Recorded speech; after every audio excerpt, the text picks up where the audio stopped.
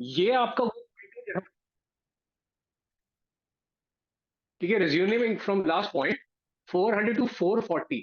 अब ये वो पॉइंट आ जाता है जहां पे मुझे या तो सारे स्लाइड्स को वन बाय वन एक्सप्लेन करना होगा, या फिर मैं आपको एटलीस्ट एक इजी वे आउट बता दूं कि इस प्रोसेस से गुजरना कैसे है।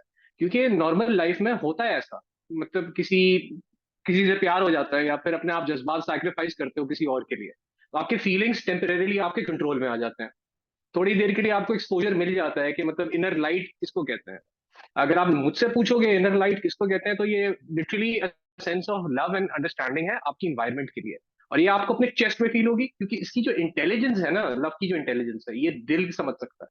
ये वाली प्रोसेसिंग ब्रेन नहीं कर सकता, और ये वाली प्रोसेसिंग गट नहीं कर सकती। गट जो भी चीज प्रोसेस कर रही है वो सेंसेस लेने के बाद कर रही है। ठीक है, तो उसको इनपुट चाहिए, फिर आउटपुट मिलेगा। दिमाग का भी सेम सीन है, जब तक आप उसमें कोई इनपुट नहीं डालोगे आउटपुट नहीं मिलेगा। और जब आप इनर लाइट के पॉइंट पे आ जाते हो ना, तो ब्रेन और इमोशंस ये दोनों आपको फेल कर देंगे, क्योंकि ये तीन डायमेंशन में ऑपरेट कर रहे हैं। हम कहाँ पहुंच गए, हम पहुंच गए पांचवी डायमेंशन पे। ठीक है, तो ये वही बात है कि आपके पास गाड़ी है, लेकिन आप चाह रहे हो कि वो गाड़ी उड़े, तो वो नहीं उड़ेगी। बॉडी को आपको यहाँ पे रेगुलेट करना शुरू करना है। अब आपके जो इमोशंस हैं वो विद टाइम आते रहेंगे, और इसी साइकिल में आते रहेंगे।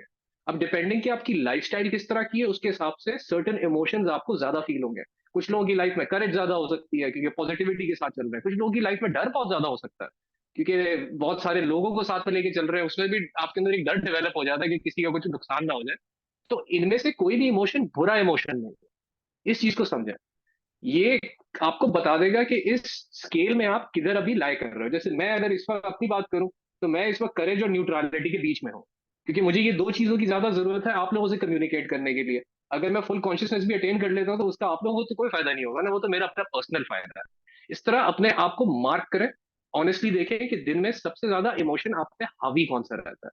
जो इस इमोशन के अंदर आप ऑपरेट कर रहे हो ना, वही इमोशन फिर आपके दिमाग में थॉट्स फीड करना शुरू कर दें। अब इस प्रोसेस को अगर आपने खुद एक्सप्लोर करना है, आपको कोई टीचर की भी जरूरत नहीं है, आपको कोई गाइड की भी जरूरत नहीं है। हमारे पास जो सबसे बेहतरीन गाइड है ना, वो ये वाला स्लाइड है।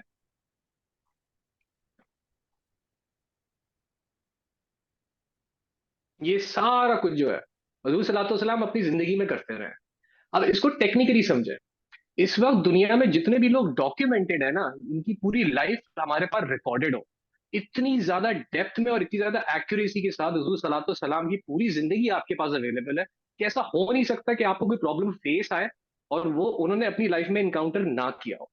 ओके, इसलिए पूरी लाइफ को स्टडी करना जरूरी होता है। और इसमें जो स्टार्टिंग पॉइंट है वो उनकी उम्र है जब वो 5 या 6 साल के। ठीक है, यहां से आप इंफॉर्मेशन लेना शुरू करें, और अपनी लाइफ के साथ टैली करें कि जब हम इस एज पे पहुंचे हैं तो हमारे साथ क्या इशू चल रहा है। क्योंकि गारंटीड आपको, मेरे पास इससे बेहतर कोई रेफरेंस नहीं है बताने का, क्योंकि इतनी ज्यादा हदीस मौजूद है, इतना ज्यादा राइटिंग मौजूद है उन हदीसों के ऊपर, जो ऐसे लोगों ने लिखी है कि वो लोग भी क्रेडिबल थे, और उनके पास जो सोर्स थी वो भी हदीस से आ रही थी।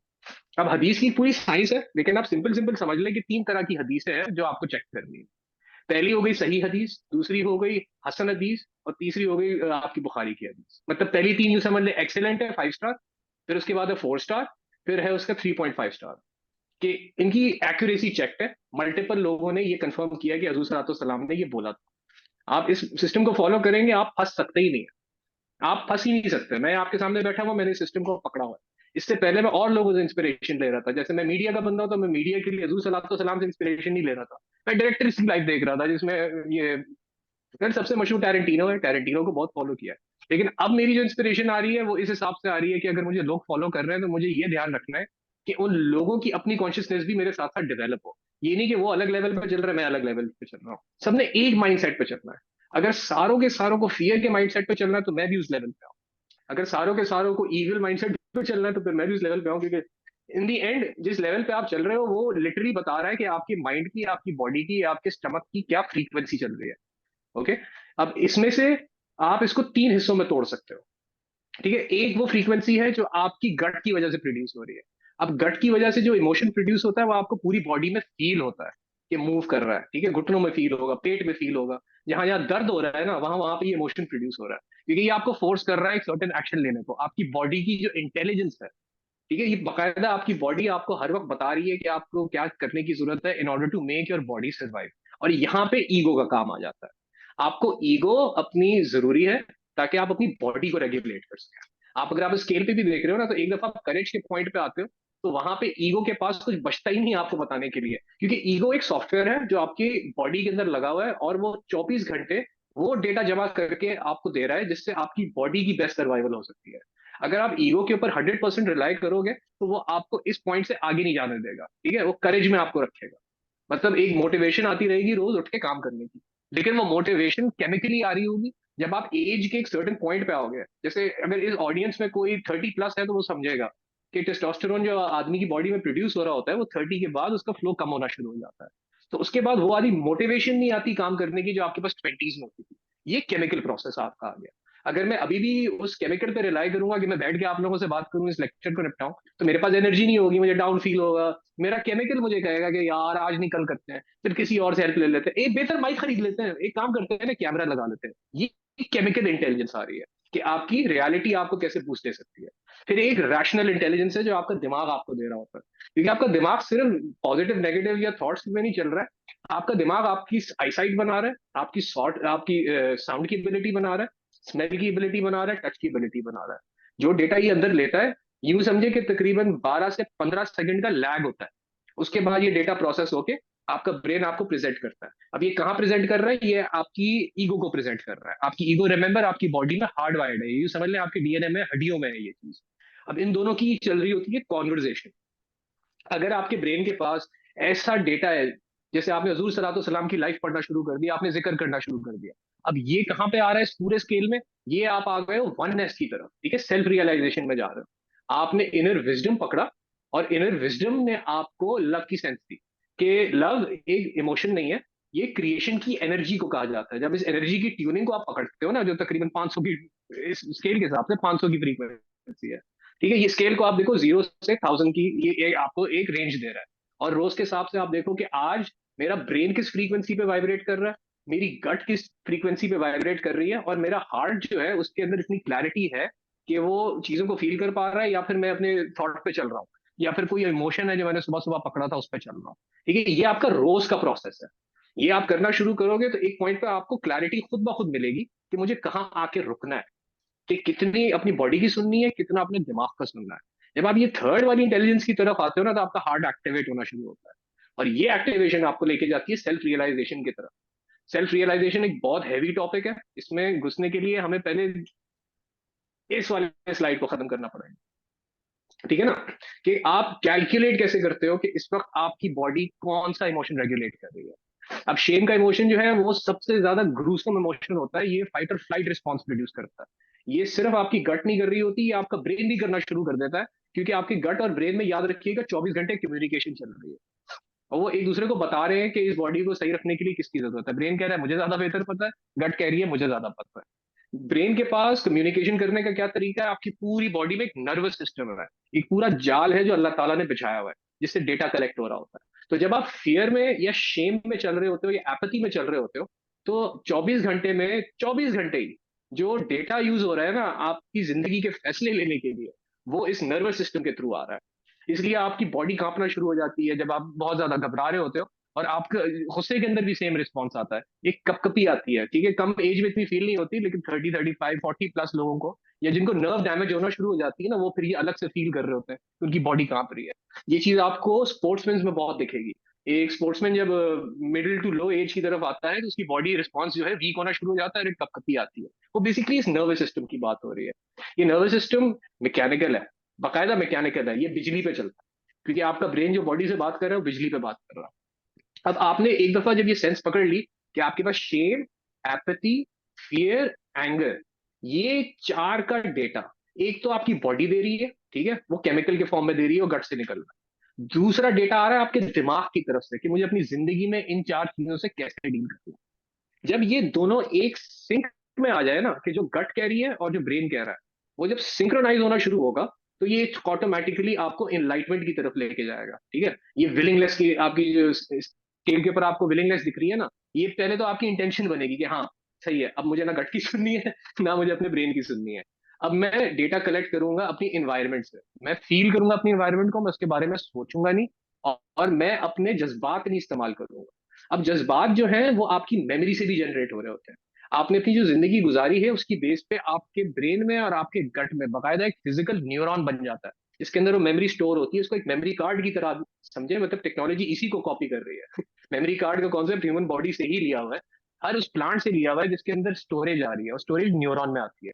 ये आप अगर उसका पाकिस्तान का सीएसएस का एग्जाम देना तो उसके स्टार्टिंग में आपको ये सारा सिखाया भी जाता है कि भाई ये सिस्टम चल रहा है। तो आपने जब तक उस न्यूरॉन को प्रायोरिटी दी दी है, वो आपको बार बार एक इमोशन रिपीट में बताता रहेगा, एक सिग्नल देता रहेगा कि नहीं तुम्हें ये करने की जरूरत है, तुम्हें ये करने की जरूरत है। आप उसको प्रायोरिटी क्यों दे रहे हो? क्योंकि आपके ब्रेन को लगता है कि वो जो इमोशन है, वो जो फीलिंग है, चाहे वो लव की फीलिंग हो, चाहे वो ट्रॉमा की फीलिंग हो, क्योंकि ट्रॉमा की फीलिंग सबसे ज्यादा हैवी फीलिंग होती है। वो इतनी भारी होती है कि आपके अंदर फियर भी जनरेट करती है और आपके अंदर एंगर भी जनरेट करती है। और सोचे सिर्फ ये केमिकल की वजह से हो रहा है। मतलब अगर जिंदगी में आपने कभी किसी हीरोइनची को देखा है या चर्सी को देखा है ना, तो ये बात समझ लें कि वो केमिकल बाहर से ले रहा है और आप ये केमिकल अंदर से ले रहे हो, आपने और उसमें लिटरली सिर्फ ये फर्क है। अब वो उसकी विल पावर कंप्लीटली टूट चुकी है, वो करेज तक पहुंच ही नहीं सकता। क्यों?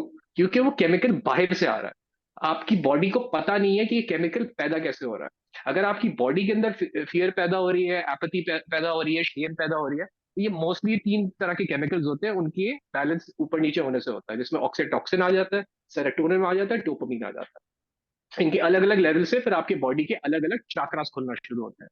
वो अगेन फिर वो बहुत ज्यादा डिटेल में जाना हो जाएगा। लेकिन आपने अगर अपना करेज का लेवल अचीव कर लिया है, तो आपने अपने केमिकल्स को इस लेवल पे ला के रख दिया है कि जो दिमाग कह रहा है वही आपकी गट भी कह रही है। यहाँ पे आके आप लिटरली देखो, इसलिए स्केल के अंदर ना कलर चेंज होना शुरू हो जाता है। अब इन कलर्स को जरूर आप बैठ के खुद भी एक्सप्लोर कीजिएगा, कलर के ऊपर अलग से पूरी सीरीज बनानी पड़ेगी, लेकिन आप कलर से भी अपने आप को ट्यूनिंग दे सकते हो। फ्रीक्वेंसी जरूरी नहीं है, सिर्फ कलर से भी काम हो जाता है। यहाँ तक कि हजूर सलातो सलाम की आपको ये सुन्नत में भी मिलेगा, वो ज्यादातर इसलिए ग्रीन रंग पहना करते थे। इसका ये मतलब नहीं है कि उनके पास इनलाइटमेंट नहीं थी। इसका मतलब ये है कि जब उन्हें नॉर्मल लोगों से इंटरेक्ट करना होता था, तो सबसे ज्यादा उनको इन दो इमोशंस की, इन दो केमिकल्स की और इन दो प्रोसेसेस की जरूरत होती थी अपनी बॉडी से। तो उसको प्रॉपरली रेगुलेट करने के लिए वो भी अक्सर आपको देखा है ग्रीन कलर की पगड़ी पहना करते थे। अब आपको समझ में आएगा कि वो ग्रीन रंग की पगड़ी क्यों पहना करते थे, क्योंकि ये उसका टेक्निकल बेसिकली एनालिसिस है। क्योंकि हर एक कलर की भी एक वाइब्रेशन होती है, और कलर की वाइब्रेशन आ रही होती है नैनोमीटर्स के अंदर। लेकिन अगर आप एक कलर को रेगुलरली अपनी बॉडी से लगा के रखेंगे, तो उसका इफेक्ट आप पे गारंटीड आएगा। अगर आपने सफेद रंग पहना हुआ फॉर एग्जाम्पल, तो ये सारे कलर्स आपको एक साथ मिल रहे हैं, क्योंकि सफेद रंग अपने में कोई रंग नहीं होता है, सफेद बेसिकली सारे कलर्स उसमें मर्ज हो जाते हैं। इसको अगेन फिर ये हमें विगॉयर में घुसना पड़ेगा और कलर थ्योरी में घुसना पड़ेगा। मैं इसको अवॉइड करने की कोशिश करता हूँ। अब आपने अगर अपनी विलिंगनेस को अचीव कर लिया है, तो आपके गट के इमोशंस और आपके माइंड के थॉट्स ये सिंक्रोनाइज हो गए, ये दोनों एक ही चीज बता रहे हैं। इसलिए आपका दिल भी, अब वो कहते हैं ना दिल कर रहा है करने को, वो यहाँ विलिंगनेस से आपका शुरू हो रहा है। और विलिंगनेस के बाद एक पॉइंट आएगा कि आपका ब्रेन, अब देखिए आपका ब्रेन भी वही है, आपकी गट भी वही है। आप अपनी नफ्स को मार तो सकते हो, लेकिन नफ्स वापस जरूर आती है। और नफ्स को मारने का प्रोसेस ही जिंदगी है, कि आप उसको सारी जिंदगी ट्रेन करते रहते हो। इसको कहा जाता है जिहादुल नफ्स। यहीं पे इस्लाम की ब्यूटी आ जाती है, क्योंकि इस्लाम ने ये चीजें इतनी डिटेल से बताई हुई है कि अगर उस अरबिक को हम बस पढ़ना सीख जाए तो हमारी जिंदगी के सारे मसले हल हो जाए। लेकिन अरबिक मेरी भी बहुत कमजोर है और आप लोगों की भी कमजोर है, तो इसमें कोई बुरी बात नहीं है कि आप इंग्लिश की तरफ जाए या उर्दू की तरफ जाएं, या फिर आगे पीछे से डेटा जमा करें। मैंने भी इसी तरह जमा किया है, मैं आप लोगों के साथ लग के अब एक्चुअली कुरान से सीख रहा हूँ। ये मैं आपको बता सकता हूँ कि ये सारी चीजें कुरान में ऑलरेडी मेंशन है।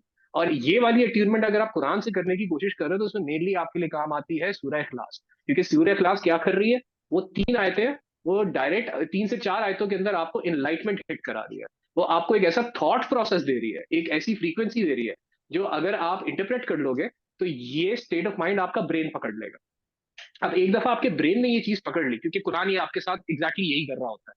वो कहता है कि आप इन सब को छोड़ दो, आप डायरेक्ट इनलाइटमेंट की तरफ आओ। हम आपको ऐसे कलमात बताते हैं जो डायरेक्ट अल्लाह ताला के कलमात हैं। आपने इनको बोलना शुरू कर देना है। ये बोलना शुरू होंगे तो आपकी बॉडी आपसे लड़ना शुरू होगी। फिर आपने आहिस्ता आहिस्ता अपनी बॉडी को अपने कंट्रोल में लाना है। जैसे ही आप कंट्रोल में लाओगे, ये जो मिसिंग पार्ट है ना, कि मैं अल्लाह ताला की इतनी इबादत करता हूँ लेकिन कुछ जिंदगी में मतलब वही है ना, कि एक पॉइंट आ रहा है स्ट्रगल का चल रहा है। जब आप 100% इनलाइटमेंट को ज्यादातर लोग कहते हैं हमें 100% इनलाइटमेंट चाहिए, 24 घंटे इनलाइटेंट रहना चाहते हैं। देखिए अगर आप नेचर से जाके कनेक्ट कर जाओ ना, तो नेचर इनलाइटमेंट ही है। क्योंकि नेचर जो है किसी रूल्स को फॉलो नहीं करती। नेचर प्योर अपने पैटर्न्स पे चलती है, अपनी इंस्टिंक्ट पे चलती है, सारी चीजें नेचर में इंस्टिंक्ट चल रही होती है। जानवर किसी से लड़ नहीं रहे, अगर अगर शेर किसी को खाने जा रहा है तो उसको भूख लग रही है इसलिए जा रहा है, वो बोर हो रहा है या फिर उसको डर लग रहा है कि वो मुझे जो है चीता खा जाएगा या मुझे हाथी खा जाएगा, इस चक्कर में नहीं जा रहा। वो केमिकल पे नहीं चल रहा है। एनिमल्स हो गए, प्लांट्स हो गए, ये केमिकल पे नहीं चलते, ये अपनी इनलाइटमेंट पे चलते हैं। और ये इनलाइटमेंट आपको मिलती है आपके ग्रोथ हार्मोन्स के थ्रू, आपके हार्ट के थ्रू। आप कोई भी लिविंग बीइंग उठा लो, हर चीज में हार्ट जरूर होता है, ठीक है। आप प्लांट्स उठा लो, प्लांट्स का जो हार्ट होता है उनके रूट में होता है, जो बेसिकली सारी की सारी मिनरल्स को ऑक्सीजन के साथ मिक्स कर रहा है, जो कार्बन डाइऑक्साइड के साथ मिक्स कर रहा है, जो उसे पत्तों से मिल रही है। ये पूरा process as it is nature 24 घंटे फॉलो कर रही है। तो आप नेचर में जाके बैठोगे, 3 से 4 दिन लगाओगे, ऑटोमेटिकली आपकी इस ट्यूनिंग पे आ जाएगी, आपको उससे लड़ना नहीं पड़ेगा। इस वक्त हम रह रहे हैं 2025 में। 2025 में मसला ये है कि हमने इलेक्ट्रिकल एवोल्यूशन की तरफ अब हम आ गए हैं। एक इंडस्ट्रियल रेवोल्यूशन था, फिर पोस्ट मॉडर्नाइजेशन आई थी, अब हम इलेक्ट्रिकल की तरफ जा रहे हैं, क्योंकि हमने 24 घंटे अपने आप को ऐसी चीजों से घेरा हुआ है जो बिजली की बनी हुई है। इसमें स्मार्टफोन आ गया, इसमें स्मार्ट वॉचेस आ गई, आप गिनते जाओ, आप खुद देखो ना, कोई भी ऐसी चीज नहीं है जो बगैर बिजली की ऑपरेट नहीं कर सकती। तो ये वाला जो साइकिल है इनलाइटमेंट का, हमने क्या किया हुआ है इस वक्त, मतलब मेजोरिटी दुनिया में, हमने इसको कंप्लीटली बाईपास किया हुआ है। और ये जो इनलाइटमेंट है ये हम अपने अंदर सॉफ्टवेयर के थ्रू डाल रहे हैं।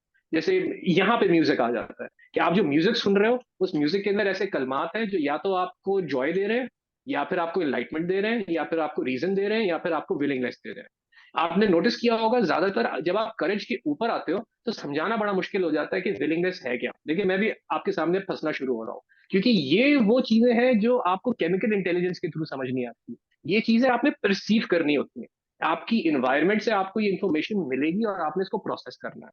और ये इन्फॉर्मेशन आपको 24 घंटे मिल रही है, आपने सिर्फ रियलिटी को एज इट इज देखना है जहां पे आप बैठे हुए हो, और आपका हार्ट ऑटोमेटिकली खुल जाएगा। हम जब तक जज करते रहते हैं, हम फियर और एंगर के साइकिल के बीच में घूम रहे होते हैं, कि हमें डर लग रहा है ये चीज गलत है, और हमें गुस्सा आ रहा है कि ये चीज सही है लेकिन मेरे हिसाब से सही नहीं है, ये और बेहतर हो सकती है। ये वाला साइकिल है, आप केमिकल वाले सिस्टम में चल रहे हो। जब आप विलिंगनेस से ऊपर जा रहे हो और आप टेक्नोलॉजी को इस्तेमाल कर रहे हो, तो अब ये डिपेंड करता है रीजन के ऊपर। रीजन के अंदर आ जाता है आर्ट, कि आप किस तरह का आर्ट कंज्यूम कर रहे हो, आप किस तरह की फिल्में देख रहे हो, आप किस तरह की, जैसे ये जो आप वीडियो देख रहे हो, ये आपके लिए रीजन का काम कर रही है। विलिंगनेस आप में ऑलरेडी जनरेटेड है, वरना आप इस लाइव स्ट्रीम में होते नहीं। आप प्रोसेस करना चाह रहे हो ऐसा डेटा जो आपको खुशी की तरफ या इनलाइटमेंट की तरफ लेके जाए। लेकिन इनलाइटमेंट की तरफ आपको जाने के लिए सिर्फ अपने हार्ट और माइंड को बैलेंस करने की जरूरत है। ये इन्फॉर्मेशन आपको मिल जाएगी। इससे ज्यादा जिंदगी में खुशी वाली कोई बात नहीं है। मतलब तुम्हें सिर्फ 5 मिनट बैठना है और मानना है ये अपनी जिंदगी में कि भाई मुझे किसी चीज की जरूरत नहीं है, मैं खुश हूँ। एंड दिस लिटरली हैपेंस, ठीक है। लेकिन ये वाली रीजनिंग जो है ना, ये आपको अपने माइंड को प्रोवाइड करनी है और अपनी गट को प्रोवाइड करनी है, क्योंकि वो एक कांस्टेंट लड़ाई में है आपकी बॉडी में। और वैसे भी आप टिल द एज ऑफ 20-25, आपका जो ये प्री फ्रंटल कॉर्टेक्स होता है, ठीक है, ब्रेन का आगे का हिस्सा है, जो डिसीजन मेकिंग के लिए जिम्मेदार होता है। तो 24 से 25 साल की उम्र तक यही डेवलप हो रहा होता है। तो अगर आप 25 साल के हो या 25 साल से कम के हो, तो आपकी ग्रोथ आपको एक डेटा दे रही है। रोज आपकी गट ज्यादा बेहतर इंप्रूव करके आपको डेटा दे रही है, आपका ब्रेन आपको ज्यादा डेटा दे रहा है। तो बहुत ओवरवेलमिंग हो जाता है कभी कभी आपके लिए हैंडल करना। मतलब मैं इस चीज से गुजरा हुआ हूँ, और जायज बात है, वो कहते हैं ना, वो ये तो जवान जवान खून जो वर्ड है, तो बेसिकली यही है, आप ग्रो कर रहे हो। तो आपका जो डेटा इनपुट है वो रोज के हिसाब से बढ़ रहा है, और अगर आप उसको बैलेंस नहीं कर पा रहे, तो या तो ब्रेन डोमिनेटिंग हो जाएगा या फिर आपकी गट डोमिनेटिंग हो जाएगी।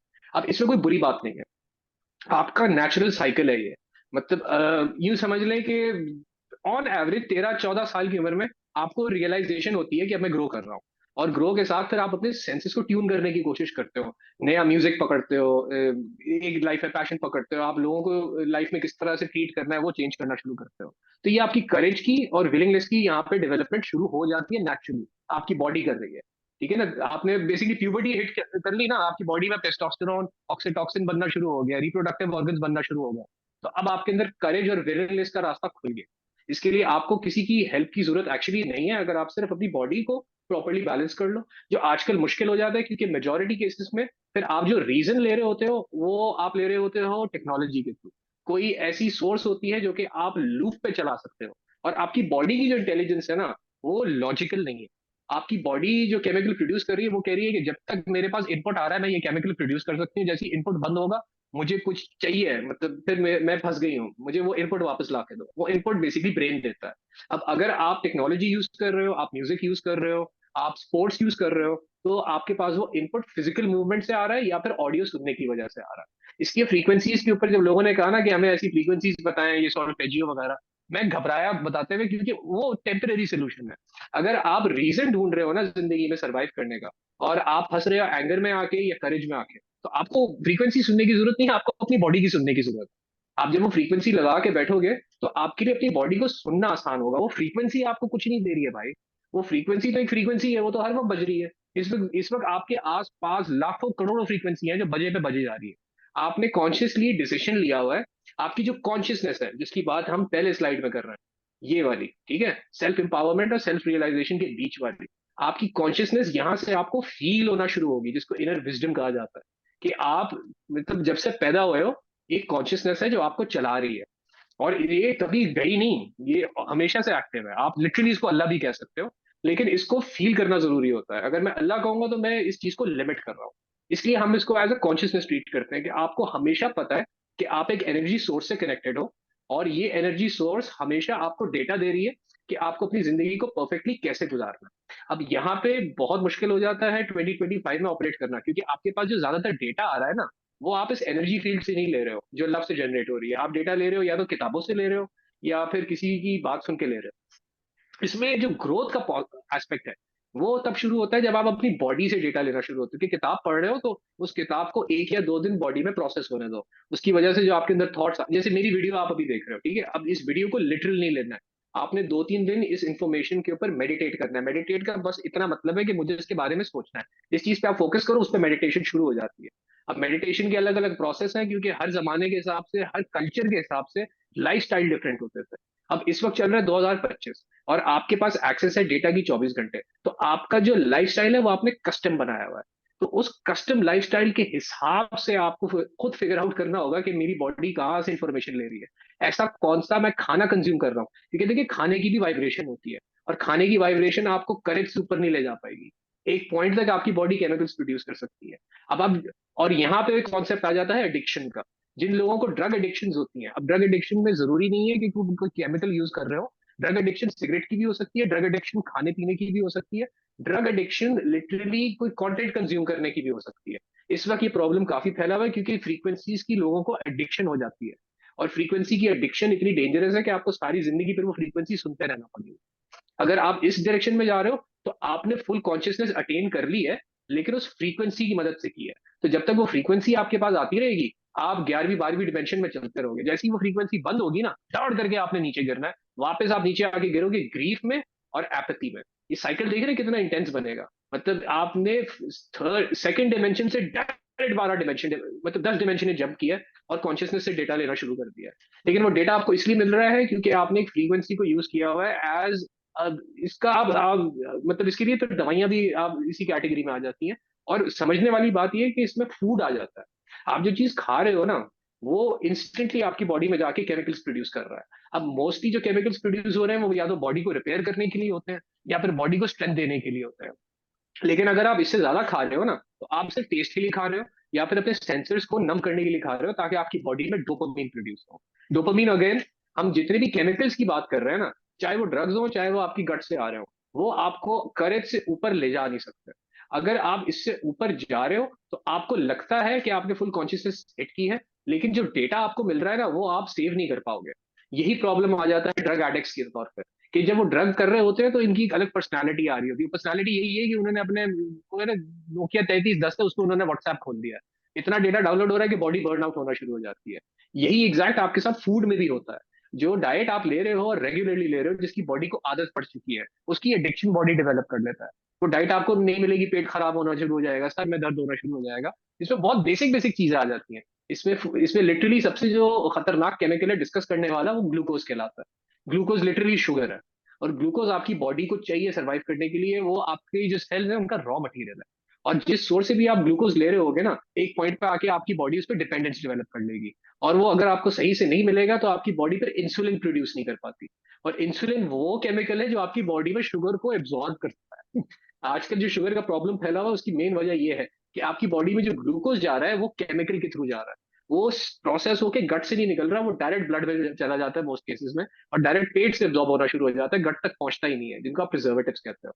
वो आपकी बॉडी में इंसुलिन की रेगुलेशन को खराब कर देते हैं, और जब इंसुलिन नहीं होगा ना, तो शुगर आपकी ब्लड में घूमता रहेगा, और शुगर जिसे आप ग्लूकोज कहते हो ना, वो वाइब्रेशन क्रिएट करता है, ये बहुत हाई फ्रीक्वेंसी फ्रूट है।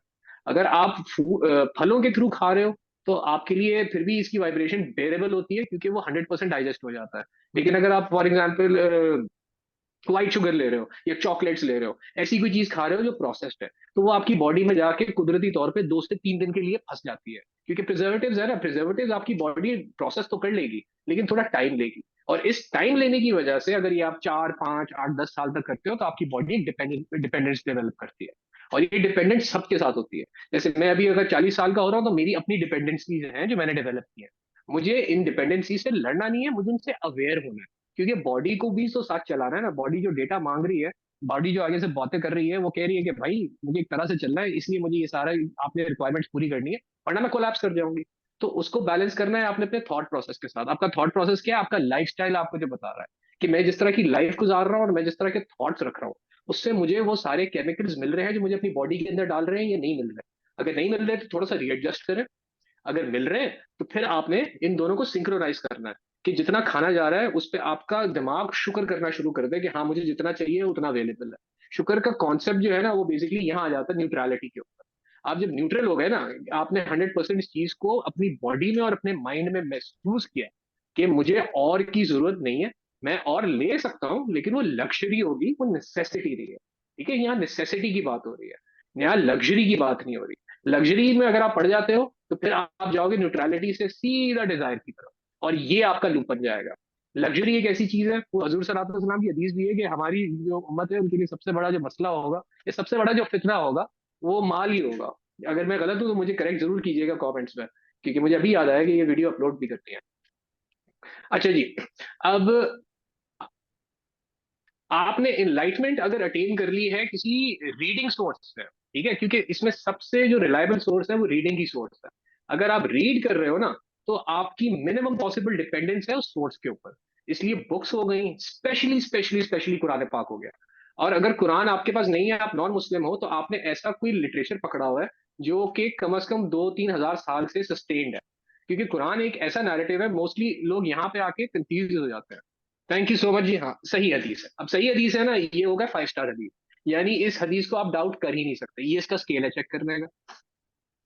अब ये इनलाइटमेंट का डेटा, अब अगर आप डायरेक्ट कुरान पाक से ले रहे हो ना, तो 2025 में प्रॉब्लम ये हो जाता है कि हमें अरबिक नहीं आती, और वो अरबिक में लिखा हुआ है। और अरबिक एक ऐसी, अरबिक इतनी एडवांस्ड लैंग्वेज है कि ये एक साइंटिफिक लैंग्वेज है, क्योंकि ये बनी हुई इस स्ट्रक्चर से है कि ये एनर्जीज की बात कर रही होती है। मतलब आप एक लेटर को 2 या 3 दफा लिखो तो उसके बकायदा न्यूमेरिकल वैल्यूज मिलता है। अब ये हमें सीखने की जरूरत नहीं है, ये उसके कॉन्स्ट्रक्ट में यूज हुआ हुआ है। इसलिए जब अल्लाह ताला ने कलाम किया ना, तो वो अरबिक के अंदर इतना परफेक्टली कैप्चर हुआ हुआ है कि टाइमलेस है, कि उसको टाइम के साथ चेंज करने की जरूरत नहीं है कि इसकी ग्रामर बेहतर कर दो या इसकी तफसीर कर दो। आप डायरेक्ट जाके पढ़ोगे, वो आपको पर्सनल लेवल पे जाके हिट करेगा। वो आपको ऐसे इनलाइटमेंट के कोड्स देगा जो कि आपको वो चाहिए, और ना आपके ब्रेन के पास अवेलेबल है, ना आपकी बॉडी के पास अवेलेबल है। क्योंकि हमारी बॉडी और ब्रेन करेज और विलिंगनेस के बीच में आके पीक कर जाती है। मतलब आपने 250 से 310 हिट कर लिया, आपकी जिंदगी सेट है। आप अपनी पूरी लाइफ भी गुजार दो ना, आप रीजन की तरफ नहीं भी जाओ, आप इतना विलिंग हो कि आपको रोज सुबह उठ के काम करना है, मोर देन इनफ। ठीक है, आपका बॉडी आपका माइंड हेल्थी फंक्शन करेगा। ये रीजन जब खत्म होना शुरू होगा, जैसे आप रिटायरमेंट की तरफ जब आते हो, तो ये रीजन खत्म होना शुरू हो जाता है। क्योंकि आप 20 25 30 साल से काम कर रहे हो और कंसिस्टेंटली कर रहे हो, तो आपका ब्रेन, आपकी गट अब यूज टू हो चुकी है कि जब तक हम ये काम करते रहेंगे, हमें जॉय यानी खुशी मिलेगी। और उस खुशी की वजह से जब ये खुशी वाली स्टेट आपके अंदर आ गई ना, तो देखें आपका ब्रेन कॉन्स्टेंटली अब आपकी थर्ड आई ऑन है। ये पॉइंट आपने अचीव कर लिया, ये लिटरली ब्लू और पर्पल कलर के बीच में रिप्रेजेंट किया जाता है। ठीक है, 540 to 600 के बीच में। मतलब यूं समझ ले, अब आपके पास अल्लाह ताला की तरफ से जो नॉलेज आ रही है, जो आप पैदा हुए तब से आ रही है, अब आपको सुनाई देना शुरू हो गई है। पहले सुनाई नहीं दे रही थी। वो कहते हैं ना कि इस बंदे के अंदर शऊर है, तो शऊर ये वाला इलाका है कि उसने अपनी बॉडी को और अपने माइंड को इतना स्टेबल कर लिया कि अब उसके पास डाउनलोडेड इन्फॉर्मेशन आ रही है, और वो डाउनलोडेड इन्फॉर्मेशन को प्रोसेस भी कर पा रहा है, दूसरों को भी बता पा रहा है, और खुद भी यूज कर पा रहा है। ठीक है, यहाँ पे वही ना, अगर आपने ये पॉइंट अचीव किया, तो फिर आपको उस कनेक्शन को मजबूत करने की जरूरत है कि डायरेक्ट सोर्स से आता रहे। लेकिन अगर आपके पास वो कनेक्शन नहीं है लाइफ में, अगर आप फियर पे फंसे हुए हो या एपैथी पे फंसे हुए हो, तो फिर आप एनलाइटमेंट के लिए बेस्ट ये है कि कुरान पाक उठाएं। कुरान पाक हो गया, और कुरान पाक को अगर नहीं समझ पा रहे हैं तो मैं जो कर रहा हूँ, मैं वो लिटरली वही आपको बता रहा हूँ कि फिर आपने हदीस उठानी है कि हदीस है क्या। हदीस इज प्रैक्टिकल कि कुरान में हो क्या रहा है। कुरान ने जो इन्फॉर्मेशन हजूर सल्लल्लाहु अलैहि वसल्लम को दी, अब क्योंकि वो नबी थे और आखिरी नबी थे, तो वो पहले से ही जिंदगी में प्रैक्टिस कर रहे थे।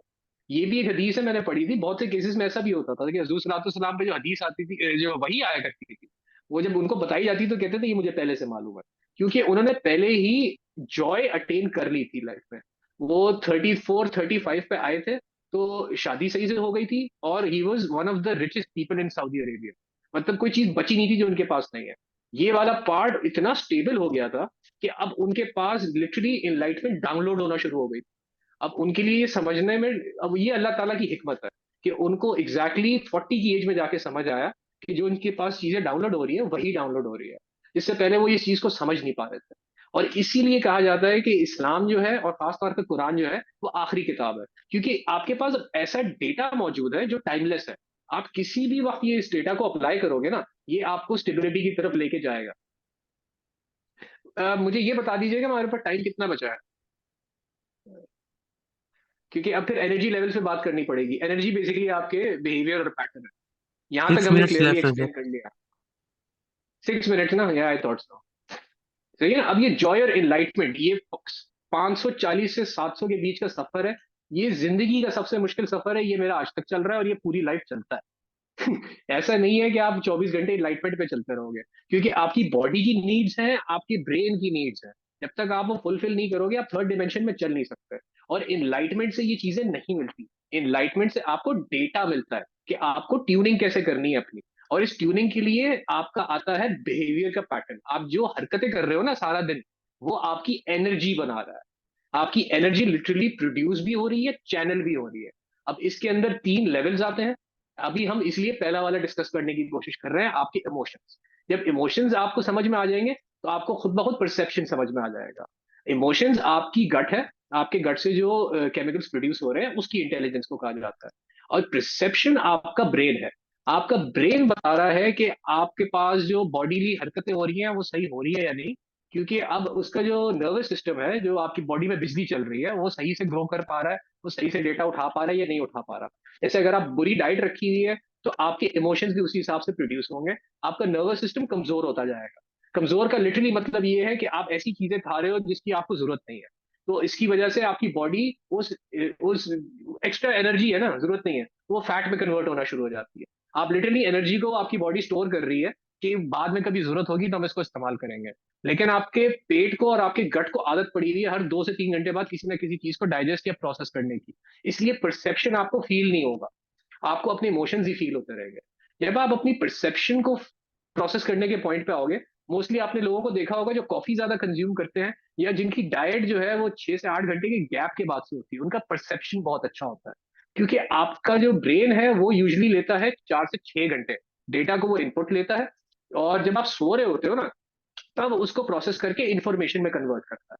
इसी में फिर ख्वाबों के ऊपर पूरी एक लेक्चर लगाना पड़ेगा। बट अब ये दो चीजें जब बैलेंस में होंगी ना, आपको ये पता है आपके ब्रेन से आपको क्या परसेप्शन मिल रहा है, और आपके इमोशंस आपको क्या करके दे रहे हैं। मतलब आपकी बॉडी की नीड्स फुलफिल होंगी, आपके इमोशंस बैलेंस में आ जाएंगे। अब आप म्यूजिक की बात कर रहे हो ना, म्यूजिक सिर्फ आपको बताएगा कि आपका कौन सा इमोशन है जिसको सेटिस्फाई करना है। जैसे अगर आपको खुशी के सॉन्ग सुनने को मिल रहे हैं, तो बॉडी में खुशी की कमी है। आपको ऐसा फूड खाने की जरूरत है कि बॉडी के अंदर हैप्पीनेस रेगुलेट होना शुरू हो। इसमें ज्यादातर मीठी चीजें आ जाती हैं, इसलिए आप मीठी चीजों की तरफ, खासतौर पर शुगर की तरफ अडिक्ट हो जाते हो। क्योंकि वो लिटरली जैसी बॉडी में जा रही है, इंस्टेंटली आपका ब्रेन डोपामिन रिलीज कर रहा है कि बेहतरीन काम हो गया, बहुत बहुत हमारे पास इस वक्त एनर्जी आ गई है, अब हम अगली जगह की प्रोसेसिंग कर सकते हैं। ऑलराइट। लेकिन अगर आपने इन दोनों को बैलेंस कर लिया ना, तो आपके बिहेवियर के पैटर्न्स आपको दिखना शुरू होंगे। यहाँ पे कॉन्सेप्ट शुरू होता है जिक्र का, या फिर कॉन्टेम्पलेशन का, या फिर मतलब इबादत करने का। आपने इबादत के जरिए अपने बिहेवियर के पैटर्न्स को सबसे पहले पकड़ना है। और जब आपने उनको आइडेंटिफाई कर लिया, तो उनको आहिस्ता आहिस्ता चेंज करना है। और ये जब नीचे डायग्राम देख रहे हो, ये इसी चीज को डेप्थ में एक्सप्लेन कर रहा है। इसको खोल के भी हम एक्सप्लेन करेंगे।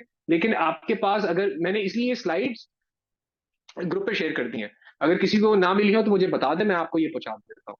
आपने इस डायग्राम को रोज के, मतलब इसको फोन पे आप एज अ वॉलपेपर रख लो। आप खुद देखो कि आप इस वक्त सेल्फ ट्रांसेंडेंस में हो, आप सेल्फ मास्टरी पे हो, या अभी सिर्फ मतलब सेल्फ है ना, तो अभी गट और माइंड चल रहा है।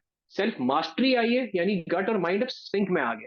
और सेल्फ ट्रांसेंडेंस का मतलब ये है कि आपका अब दिल इतना खुल गया है कि आप अपनी बॉडी को अपनी मर्जी से चला पा रहे हो, अब आपकी बॉडी आपको नहीं चला रही।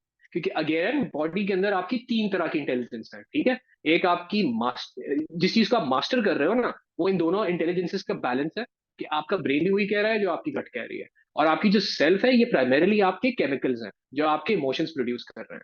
जब आप अपने इमोशंस को इस पॉइंट पे प्रोड्यूस कर लेते हो कि वो हर वक्त रेगुलेटेड चल रहे होते हैं, तो फिर आपका ब्रेन आपको प्रोसेसिंग, फिर आपको समझ में आना शुरू होगा कि आप बेसिकली कर क्या रहे हो। आपको थॉट्स आना शुरू होंगे। आजकल के जमाने में सेल्फ मास्टरी जो है, इसको हम कर रहे होते हैं एक्सटर्नली, अपनी बॉडी से नहीं कर रहे। आप सेल्फ मास्टरी की तरफ कैसे जा रहे हो, इस पे सबसे जो रिकमेंडेड प्रोसेस होता है वो नमाज होता है। कि आप सिर्फ नमाज पे रिलाई करो अपनी बॉडी को रेगुलेट करने के लिए।